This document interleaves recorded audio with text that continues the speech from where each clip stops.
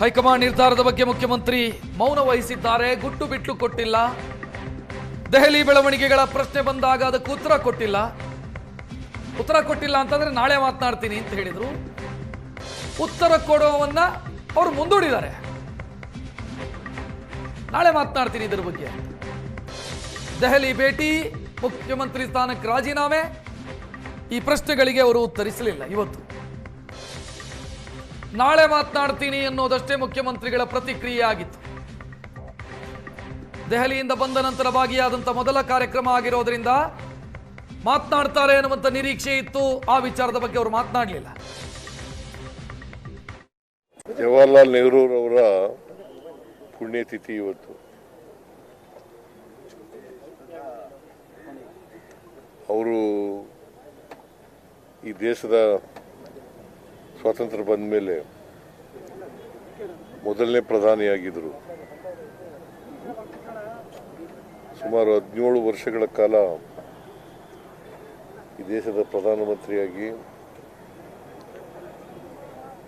ಈ ದೇಶದ ಜನರ ಸೇವೆಯನ್ನು ಮಾಡಿದ್ದಾರೆ. ಅವರು 1964ನೇ ಇಸ್ವಿನಲ್ಲಿ ಮೇ ತಿಂಗಳಲ್ಲಿ ನಿಧನರಾದರು.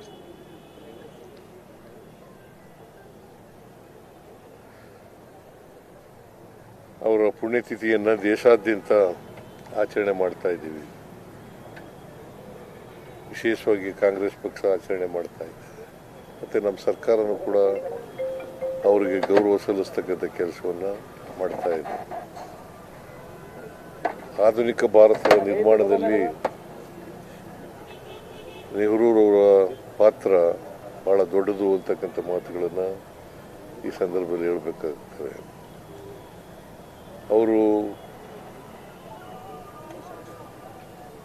ಸೋಷಲಿಸ್ಟ್ ಮತ್ತು ಕ್ಯಾಪಿಟಲಿಸ್ಟ್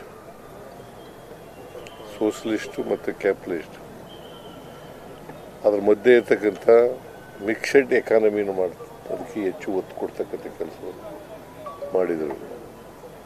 ದೊಡ್ಡ ದೊಡ್ಡ ಇಂಡಸ್ಟ್ರಿಗಳು. ಹೆಚ್ಚಿನ ಡೀಟೇಲ್ ನೀಡೋದಕ್ಕೆ ನಮ್ಮ ರಾಜಕೀಯ ವಿಭಾಗದ ಮುಖ್ಯಸ್ಥ ಆನಂದ್ ಬೈದನ ಮನೆ ನೇರ ಸಂಪರ್ಕದಲ್ಲಿ. ಆನಂದ್, ಮಾತನಾಡ್ತಾರೇನೋ ನಿರೀಕ್ಷೆ ಇತ್ತು, ಮಾತನಾಡಲಿಲ್ಲ ಸಿಎಂ. ಯಾಕೆ ಗುಟ್ಟು ಬಿಟ್ಟುಕೊಳ್ಳಿಲ್ಲ? ಯಾಕೆ ನಾಳೆವರೆಗೆ ಕಾಯ್ಲಿ ಅಂತನಾ? ಎಸ್, ಅದೇ ತೀರ್ಮಾನಕ್ಕೆ ಮುಖ್ಯಮಂತ್ರಿಗಳು ಬಂದಂತಿದೆ. ಯಾಕಂತಂದರೆ ಇವತ್ತು KPC ಕಚೇರಿಗೂ ಕೂಡ ಹೋಗಬೇಕಾಗಿತ್ತು, ಅಲ್ಲೂ ಕೂಡ ಹೋಗಿಲ್ಲ. ಯಾಕಂದರೆ ಮೊದಲು ಅವರು KPC ಕಚೇರಿಗೆ ಹೋಗಿ ನೆಹರು ಅವರ ಪುಣ್ಯಸ್ಮರಣೆ ಕಾರ್ಯಕ್ರಮದಲ್ಲಿ ಭಾಗಿಯಾಗಬೇಕಾಗಿತ್ತು, ಅಲ್ಲಿ ಹೋಗಿಲ್ಲ. ನೇರವಾಗಿ ವಿಧಾನಸೌಧಕ್ಕೆ ಹೋಗಿ ವಿಧಾನಸೌಧದಲ್ಲಿ ಮಾಲಾರ್ಪಣೆ ಕಾರ್ಯಕ್ರಮದಲ್ಲಿ ಭಾಗಿಯಾಗ್ತಾರೆ. ನೇರವಾಗಿ ಪ್ರಧಾನಮಂತ್ರಿಗೆ, ಅಂದರೆ ಮಾಜಿ ಪ್ರಧಾನಿ ದಿವಂಗತ ನೆಹರು ಅವರ ಬಗ್ಗೆ ಅವರು ಹೇಳಿಕೆ ನೀಡ್ತಾರೆ. ಆದರೆ ರಾಜ್ಯ ರಾಜಕಾರಣದ ಬಗ್ಗೆ, ರಾಜೀನಾಮೆ ಸಂಬಂಧಪಟ್ಟ ಹಾಗೆ, ದೆಹಲಿಯಲ್ಲಿ ನಡೆದಿರ್ತಕ್ಕಂಥ ಡೆವಲಪ್ಮೆಂಟ್ ಬಗ್ಗೆ ಯಾವುದೇ ರೀತಿಯಾಗಿರ್ತಕ್ಕಂಥ ಪ್ರತಿಕ್ರಿಯೆ ನೀಡಿದ ನಾಳೆ ಮಾತಾಡ್ತಾರೆ ಅಂತಕ್ಕಂಥ ಮಾತನ್ನು ಹೇಳಿದರು. ಬಹು ನಿರೀಕ್ಷೆ ಇತ್ತು. ಯಾಕಂದ್ರೆ ಸಿಎಂ ಸಿದ್ದರಾಮಯ್ಯವರು ದೆಹಲಿಯಿಂದ ಬಂದ ನಂತರದಲ್ಲಿ ಭಾಗಿಯಾಗ್ತಾ ಇರತಕ್ಕಂಥ ಕಾರ್ಯಕ್ರಮ ಆಗಿರುವ ಹಿನ್ನೆಲೆಯಲ್ಲಿ ಅಲ್ಲಿ ಮಾಧ್ಯಮಗಳಿಗೆ ರಿಯಾಕ್ಷನ್ ನೀಡ್ತಾರೆ ಅಂತಕ್ಕಂಥ ಸಹಜವಾದ ಕುತೂಹಲ ಎಲ್ಲರಲ್ಲೂ ಕೂಡ ಇತ್ತು. ಆದರೆ ಅವರು ಯಾವುದೇ ಕಾರಣಕ್ಕೂ ಆ ಬಗ್ಗೆ ರಿಯಾಕ್ಟ್ ಮಾಡಿಲ್ಲ. ಎಂದಿನಂತೆ ನೆಹರು ಅವ್ರ ಬಗ್ಗೆ ಮಾತಾಡಿ ಹೊರಡುವ ಸಂದರ್ಭದಲ್ಲಿ ಅವರು ನಾಳೆ ಈ ಎಲ್ಲ ವಿಚಾರದ ಬಗ್ಗೆ, ದೆಹಲಿ ಭೇಟಿ ಬಗ್ಗೆ ಮಾತಾಡ್ತೀನಿ ಅಂತಕ್ಕಂಥ ಮಾತನ್ನು ಹೇಳಿದರು. ಸದ್ಯಕ್ಕೆ ಒಂದು ಗುಟ್ಟನ್ನು ಕಾಪಾಡ್ಕೊಳ್ತಕ್ಕಂಥ ಪ್ರಯತ್ನವನ್ನು ಅವರು ಮಾಡಿದ್ದಾರೆ. ಸಹಜವಾಗಿ ಹೈಕಮಾಂಡ್ ಏನು ತೀರ್ಮಾನ ತೆಗೆದುಕೊಂಡಿದೆ, ನಾಳೆ 10:30 ಸುಮಾರಿಗೆ ಮುಖ್ಯಮಂತ್ರಿಗಳು ರಾಜೀನಾಮೆಗೆ ಮುಂದಾಗಿರ್ತಕ್ಕಂಥದ್ದು. ಅದಕ್ಕಿಂತ ಮುಂಚಿತವಾಗಿ ತಮ್ಮ ನಿವಾಸದಲ್ಲಿ ಸಚಿವರಿಗೆ ಬ್ರೇಕ್ಫಾಸ್ಟ್ ಮೀಟಿಂಗನ್ನು ಕರೆದಿರ್ತಕ್ಕಂಥದ್ದು. ಇವೆಲ್ಲವೂ ಕೂಡ ಈಗಾಗಲೇ ರಾಜ್ಯ ರಾಜಕಾರಣ ಚರ್ಚೆ ಆಗ್ತಾ ಇದೆ, ತೀರ್ಮಾನಗಳೆಲ್ಲವೂ ಕೂಡ ಆಗಿದೆ. ಆದರೆ ಮುಖ್ಯಮಂತ್ರಿಗಳು ಮಾತ್ರ ಈ ವಿಚಾರದಲ್ಲಿ ಯಾವುದೇ ರೀತಿಯಾಗಿರುವಂಥ ಪ್ರತಿಕ್ರಿಯೆ ನೀಡಲಿಕ್ಕೆ ಹಿಂದೇಟು ಹಾಕ್ತಾ ಇದ್ದಾರೆ. ನಾಳೆ ಬ್ರೇಕ್ಫಾಸ್ಟ್ ಸಭೆಯ ಬಳಿಕ ಅವರು ಮಾಧ್ಯಮಗಳಿಗೆ ರಿಯಾಕ್ಷನ್ ನೀಡ್ತಾರೆ ಅಂತಕ್ಕಂಥ ಮಾಹಿತಿ ಲಭ್ಯ ಆಗಿದ್ರು ಕೂಡ ಇನ್ನೊಂದು ಮೂಲಗಳ ಪ್ರಕಾರ ರಾಜೀನಾಮೆ ಕೊಟ್ಟ ಬಳಿಕ ರಾಜಭವನದ ಸಮ್ಮುಖದಲ್ಲಿ, ರಾಜಭವನದ ಹತ್ರ ಅವರು ಪತ್ರಕರ್ತರು ಉದ್ದೇಶಿಸಿ ಮಾತಾಡ್ತಾರೆ ಅಂತಕ್ಕಂಥ ಮಾಹಿತಿಗಳಿದೆ. ಯಾಕಂದರೆ ರಾಜೀನಾಮೆ ಕೊಟ್ಟ ನಂತರ ಯಾಕೆ ರಾಜೀನಾಮೆ ಕೊಟ್ಟೆ, ಯಾವ ಉದ್ದೇಶದಲ್ಲಿ ಕೊಡಲಾಗಿದೆ, ಮತ್ತು ಅವರು ಒಂದು ರಾಜಕೀಯವಾಗಿರ್ತಕ್ಕ ಸಂದೇಶ ಕೊಡಲಿಕ್ಕೆ ರಾಜಭವನದ ಅಂಗಳವನ್ನು ಬಳಕೆ ಮಾಡ್ಕೊಳ್ತಕ್ಕಂಥ ಸಾಧ್ಯತೆಗಳು ಕೂಡ ಇದೆ. ಹಾಗಾಗಿ ರಾಜಕೀಯವಾಗಿ ಯಾವುದೇ ನಿರ್ಧಾರಗಳು ಅಥವಾ ಯಾವುದೇ ಸಂದೇಶವನ್ನು ಈಗ ಕೊಡೋದು ಬೇಡ ಅಂತಕ್ಕಂಥ ನಿಲುವಿಗೆ ಬಂದಿರುವಂಥ ಮುಖ್ಯಮಂತ್ರಿಗಳು ಇನ್ನೂ ಕೂಡ ತಮ್ಮ ಆಪ್ತರ ಜೊತೆ ಸಮಾಲೋಚನೆ ಮುಂದುವರಿಸಿದ್ದಾರೆ. ಈಗ ವಿಧಾನಸೌಧ ನೇರವಾಗಿ ಅವರು ತಮ್ಮ ನಿವಾಸಕ್ಕೆ ಆಗಮಿಸಿದ್ದಾರೆ. ಅವ್ರ ಜೊತೆ ಅವರ ಹಲವು ಆಪ್ತರು ಕೂಡ ಆಗಮಿಸಿದ್ದಾರೆ. ಹಾಗಾಗಿ ಅವ್ರ ಜೊತೆ ಚರ್ಚೆ ಇನ್ನೂ ಕೂಡ ಮುಂದುವರೆದಿದೆ. ಇವತ್ತು ಸಾಯಂಕಾಲ ವೇಣುಗೋಪಾಲ್ ಅವರ ಜೊತೆಗೆ ಸುರ್ಜೇವಾಲಾ ಕೂಡ ಬೆಂಗಳೂರಿಗೆ ಆಗಮಿಸ್ತಾ ಇರುವಂಥ ಹಿನ್ನೆಲೆಯಲ್ಲಿ ಸುರ್ಜೇವಾಲಾ ಬಂದ ನಂತರದಲ್ಲಿ ಮುಂದಿನ ಪ್ರಕ್ರಿಯೆಗಳ ಬಗ್ಗೆ ನಿರ್ಧಾರ ಆಗತ್ತೆ. ಹಾಗಾಗಿ ಎರಡು ಕಾರ್ಯಕ್ರಮ ಇತ್ತು, ಅದರಲ್ಲಿ ಒಂದರಲ್ಲಿ ಭಾಗಿಯಾದರು, ಮತ್ತೊಂದು ಕಾರ್ಯಕ್ರಮದಿಂದ ದೂರ ಉಳಿದರು. ಇಡೀ ದಿನ ರಿಸರ್ವ್ ಇದೆ. ಏನು ಕಾರ್ಯಕ್ರಮ ಇದೆ? ಅವರ ಮನೆಯಲ್ಲಿ ಯಾರನ್ನು ಭೇಟಿಯಾಗುವಂತ ಯೋಚನೆ ಇದೆ? ಏನಾದರೂ ಡೀಟೇಲ್ ಇದೆ ಅದಕ್ಕೆ ಸಂಬಂಧಿಸಿ? ಬೆಳಗ್ಗೆ 10:30ರಿಂದ ಅವರು ಆಪ್ತರನ್ನು ಭೇಟಿ ಮಾಡ್ತಾ ಇದ್ದಾರೆ. ನಿನ್ನೆ ರಾತ್ರಿ ಸುಮಾರು 12:45 ತನಕನೂ ಕೂಡ ಅವರು ಆಪ್ತರ ಜೊತೆ ಸಮಾಲೋಚನೆ ಮಾಡಿದ್ದಾರೆ ದೆಹಲಿಯಿಂದ ಬಂದ ನಂತರದಲ್ಲಿ. ನಾಳೆ ಬೆಳಗ್ಗೆ 10:30 ಸಿಗ್ತೇನೆ ಅಂತಕ್ಕಂಥ ಮಾತನ್ನು ಆಪ್ತರಿಗೆ ಹೇಳಿದ್ರು. 10:30 ಸುಮಾರಿಗೆ ಎಸ್ ಸಿ ಮಾದೇವಪ್ಪ, ಜಮೀರ್ ಅಹಮದ್, ನಜೀರ್ ಅಹಮದ್, ಸುಧಾಕರ್ ಎಲ್ಲಿ ಸೇರಿದಾಗೆ ಹಲವರೆಲ್ಲರೂ ಕೂಡ ಅವರನ್ನು ಭೇಟಿ ಮಾಡಿದರು. ಭೇಟಿ ಮಾಡಿದ ಸಂದರ್ಭದಲ್ಲಿ ಪ್ರಸಕ್ತ ವಿದ್ಯಮಾನಗಳ ಬಗ್ಗೆ ಅವರು ಚರ್ಚೆಯನ್ನು ಮಾಡಿದ್ದಾರೆ. ಈಗ ಅವರು ವಿಧಾನಸೌಧಕ್ಕೆ ಹೋಗಿ ವಾಪಸ್ಸು ಕೆಲ ನಿಮಿಷಗಳ ಮೊದಲು ಕಾವೇರಿ ನಿವಾಸಕ್ಕೆ ಆಗಮಿಸಿದ್ದಾರೆ. ಈಗಲೂ ಕೂಡ ಅವರ ಆಪ್ತರಲ್ಲೂ ಕೂಡ ಕಾವೇರಿ ನಿವಾಸದಲ್ಲಿ ಇದ್ದಾರೆ, ಶಾಸಕರು ಕೂಡ ಇದ್ದಾರೆ. ಹಾಗಾಗಿ ಅವರೊಂದಿಗೆ ಸಮಾಲೋಚನೆ ಮುಂದುವರೆದಿದೆ. ಸುಮಾರು 4 ಗಂಟೆ ಸುಮಾರಿಗೆ ಸುರ್ಜೇವಾಲಾ ಅವರು ದೆಹಲಿಯಿಂದ ಆಗಮಿಸ್ತಾರೆ. ಸುರ್ಜೇವಾಲಾ ಅವರು ಬಂದ ನಂತರದಲ್ಲಿ ಕೆಲವೊಂದಷ್ಟು ಪ್ರಮುಖ ನಿರ್ಧಾರಗಳನ್ನು, ಕೆಲವು ಸಂದೇಶಗಳನ್ನು ತೆಗೆದುಕೊಂಡು ಸುರ್ಜೇವಾಲಾ ಬರ್ತಾರೆ ಅಂತಕ್ಕಂಥ ಮಾಹಿತಿಗಳು ಲಭ್ಯ ಆಗಿದೆ. ಆ ಕಾರಣಕ್ಕಾಗಿ ಸುರ್ಜೇವಾಲಾ ಅವರು ಬಂದ ನಂತರದಲ್ಲಿ ಮುಖ್ಯಮಂತ್ರಿ ಸಿದ್ದರಾಮಯ್ಯ ಭೇಟಿ ಮಾಡ್ತಾರೆ. ಭೇಟಿ ಮಾಡಿದ ಬಳಿಕ ಮುಂದಿನ ಪ್ರಕ್ರಿಯೆ ಬಗ್ಗೆ ಚರ್ಚೆ ಆಗ್ತಕ್ಕಂಥ ಸಾಧ್ಯತೆಗಳಿದೆ.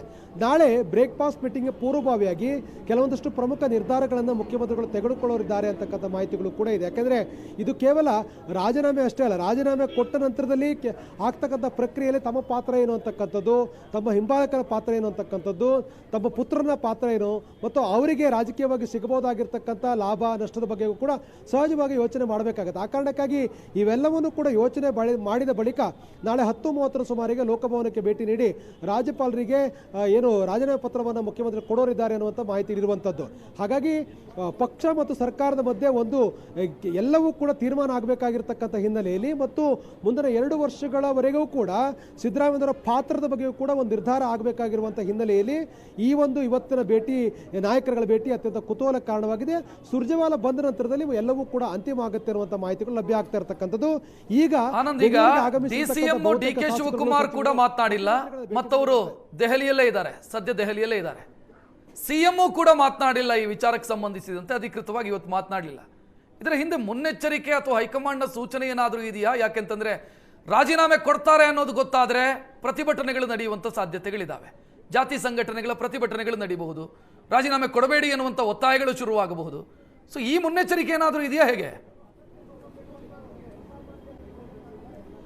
ಎಸ್, ಹೈಕಮಾಂಡ್ ಕೂಡ ಈ ರೀತಿಯಾಗಿರುವಂಥ ಕೆಲವೊಂದಷ್ಟು ಡೆವಲಪ್ಮೆಂಟ್ ಆಗುತ್ತೆ ಅನ್ನೋ ಕಾರಣಕ್ಕಾಗಿ ಸ್ಮೂತ್ ಆಗಿ ಎಲ್ಲವೂ ಕೂಡ ಆಗಬೇಕು ಅಂತಕ್ಕಂಥದ್ದು ಹೈಕಮಾಂಡ್ ಲೆಕ್ಕಾಚಾರ. ಆ ಕಾರಣಕ್ಕಾಗಿ ಎಲ್ಲರನ್ನೂ ಕರೆದು ಮಾತಾಡಿ ಸಮಸ್ಯೆಯನ್ನು ಪರಿಹಾರ ಮಾಡ್ತಕ್ಕಂಥ ಅಂತಿಮ ನಿರ್ಧಾರಕ್ಕೆ ಬರುವಂಥ ನಿರ್ಧಾರವನ್ನು ಮಾಡಿದ್ದಾರೆ. ಹಾಗಾಗಿ ಆ ನಿರ್ಧಾರ ಈಗ ಜಾರಿ ಆಗಬೇಕಾಗಿರ್ತಕ್ಕಂಥದ್ದು. ಮುಖ್ಯಮಂತ್ರಿಗಳು ತಮ್ಮ ನಿಲುವನ್ನು ಪ್ರಕಟ ಮಾಡಿದ ನಂತರ ಸಹಜವಾಗಿ ಅವರು ಸಮುದಾಯ ರಿಯಾಕ್ಟ್ ಮಾಡ್ತಕ್ಕಂಥ ಪ್ರಯತ್ನವನ್ನು ಮಾಡುತ್ತೆ. ಹಾಗಾಗಿ ಭಾಳ ದೊಡ್ಡ ಮಟ್ಟದ ಸಮುದಾಯವಾಗಿರ್ತಕ್ಕಂಥ ಹಿನ್ನೆಲೆಯಲ್ಲಿ ಅವರ ಪ್ರತಿಕ್ರಿಯೆಗಳನ್ನು ಎದುರಿಸ್ತಕ್ಕಂಥದ್ದು ಕೂಡ ಭಾಳ ಕಷ್ಟ ಆಗುತ್ತೆ ಮತ್ತು ಅದು ರಾಜಕೀಯವಾಗಿ ಕೂಡ ಬೇರೆ ಬೇರೆ ರೀತಿಯಾಗಿರ್ತಕ್ಕಂಥ ಸ್ವರೂಪವನ್ನು ಪಡ್ಕೊಳ್ತಕ್ಕಂಥ ಅಪಾಯವೂ ಕೂಡ ಇದೆ. ಆ ಕಾರಣಕ್ಕಾಗಿ ಎಲ್ಲವೂ ಕೂಡ ಸ್ಮೂತ್ ಆಗಬೇಕಾಗಿರುತ್ತೆ ಒಂದು ಕಡೆ. ಇನ್ನೊಂದು ಕಡೆ ಯಾರಿಗೆ ಮುಂದಿನ ಜವಾಬ್ದಾರಿ ಅಂತಕ್ಕಂಥದ್ದು ಕೂಡ ಭಾಳ ಪ್ರಮುಖ ಆಗುತ್ತೆ. ಆ ಸಮುದಾಯದಲ್ಲೂ ಕೂಡ ಕೆಲವೊಂದಷ್ಟು ರಿಯಾಕ್ಷನ್ಗಳು ಬರಬಹುದು. ಹಾಗಾಗಿ ಯಾವುದೇ ರೀತಿಯ ಗೊಂದಲಕ್ಕೆ ಅವಕಾಶ ಆಗದ ಹಾಗೆ ಇಬ್ಬರು ನಾಯಕರುಗಳು ಸಿಎಂ ಮತ್ತು ಡಿಸಿಎಂ ಈ ಪ್ರಕ್ರಿಯೆಯನ್ನು ಮುಕ್ತಾಯ ಮಾಡಬೇಕಾಗಿರುವಂಥ ಹಿನ್ನೆಲೆಯಲ್ಲಿ ಯಾವುದೇ ರೀತಿಯ ಗೊಂದಲಕ್ಕೆ ಅವಕಾಶ ಆಗದಾಗೆ ನಡೆದುಕೊಳ್ಳಬೇಕು ಅಂತಕ್ಕಂಥ ಎಚ್ಚರಿಕೆಯನ್ನು ಕೂಡ ಇಬ್ಬರು ನಾಯಕರಿಗೆ ಕೊಟ್ಟಂತಿದೆ. ಆ ಕಾರಣಕ್ಕಾಗಿ ಅವರು ಈಗ ಯಾವುದೇ ರೀತಿಯಾದಂಥ ರಿಯಾಕ್ಷನ್ಗಳನ್ನು ಮಾಧ್ಯಮ ಮುಂದೆ ನೀಡತಕ್ಕಂಥ ಪ್ರಯತ್ನವನ್ನು ಮಾಡ್ತಾ ಇಲ್ಲ. ಆದರೆ ಬೆಳಗ್ಗೆ ಅವರನ್ನು ಭೇಟಿ ಮಾಡಿರ್ತಕ್ಕಂಥ ಸಂದರ್ಭದಲ್ಲಿ ಬಹುತೇಕ ಎಲ್ಲ ನಾಯಕರುಗಳಿಗೆ ಒಂದೇ ಉತ್ತರ ಕೊಟ್ಟಿದ್ದಾರೆ. ಹೈಕಮಾಂಡ್ ನನ್ನನ್ನು ಚೆನ್ನಾಗಿ ನಡೆಸ್ಕೊಂಡಿದೆ, ರಾಹುಲ್ ಗಾಂಧಿ ನನ್ನನ್ನು ಭಾಳ ಗೌರವದಿಂದ ನಡೆಸ್ಕೊಂಡಿದ್ದಾರೆ, ನಾನು ಪಕ್ಷದ ಆದೇಶಕ್ಕೆ ಬದ್ಧ ಆಗಿದ್ದೇನೆ, ನನ್ನ ನಿಲುವನ್ನು ನಾನು ತೆಗೆದುಕೊಳ್ತೇನೆ ಅಂತಕ್ಕಂಥ ಮಾತನ್ನು ಅವ್ರು ಹೇಳಿದ್ದಾರೆ. ಹಾಗಾಗಿ ನಾಯಕರಿಗೆ ಎಲ್ಲವೂ ಕನ್ವಿನ್ಸ್ ಆಗಿದೆ. ಆದರೆ ಈಗಿರ್ತಕ್ಕಂಥದ್ದು ಜನರಿಗೆ ಒಂದು ಸ್ಪಷ್ಟವಾಗಿರ್ತಕ್ಕ ಸಂದೇಶವನ್ನು ಕೊಡಬೇಕಾಗಿರ್ತಕ್ಕಂಥದ್ದು. ಈಗಾಗಲೇ ಜನರಿಗೆ ಗೊತ್ತಿದ್ರೂ ಕೂಡ ಮುಖ್ಯಮಂತ್ರಿಗಳು ಅನಗತ್ಯವಾಗಿರ್ತಕ್ಕಂಥ ಗೊಂದಲ ಆಗಬಾರ್ದು ಅನ್ನೋಂಥ ಕಾರಣಕ್ಕಾಗಿಯೇ ಅವರು ಎಲ್ಲವನ್ನೂ ಕೂಡ ಸಮಾಧಾನದಿಂದ ಕ್ಲಿಯರ್ ಮಾಡ್ತಕ್ಕಂಥ ಪ್ರಯತ್ನವನ್ನು ಮಾಡ್ತಾ ಇದ್ದಾರೆ.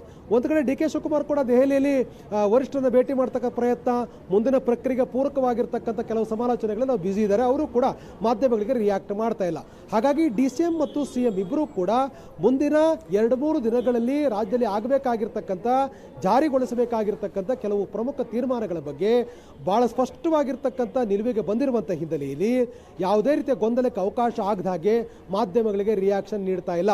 ನಾಳೆ ಬೆಳಗ್ಗೆ ಮುಖ್ಯಮಂತ್ರಿಗಳ ಅಧಿಕೃತ ನಿವಾಸವಾಗಿರುವ ಕಾವೇರಿಯಲ್ಲಿ ಸಚಿವರುಗಳ ಬ್ರೇಕ್ಫಾಸ್ಟ್ ಮೀಟಿಂಗ್ನೊಂದಿಗೆ ಮುಂದಿನ ಒಟ್ಟಾರೆ ರಾಜಕೀಯ ಬೆಳವಣಿಗೆ ಸಂಬಂಧಪಟ್ಟ ಹಾಗೆ ಒಂದು ಸ್ಪಷ್ಟವಾಗಿರ್ತಕ್ಕಂಥ ಪ್ಲಾನ್ ಮತ್ತು ಮಾರ್ಗಸೂಚಿಗಳು ಬಿಡುಗಡೆ ಆಗ್ತಕ್ಕಂಥ, ಅದು ಬಹಿರಂಗ ಆಗ್ತಕ್ಕಂಥ ಸಾಧ್ಯತೆಗಳೇ ಹೆಚ್ಚಿರ್ತಕ್ಕಂಥದ್ದು. ಥ್ಯಾಂಕ್ ಯು ಆನಂದ್ ಮಾಹಿತಿಗೆ. ಸುದ್ದಿ ಮುಂದುವರಿಯುತ್ತೆ ಚಿಕ್ಕ ಬ್ರೇಕ್ ನಂತರ.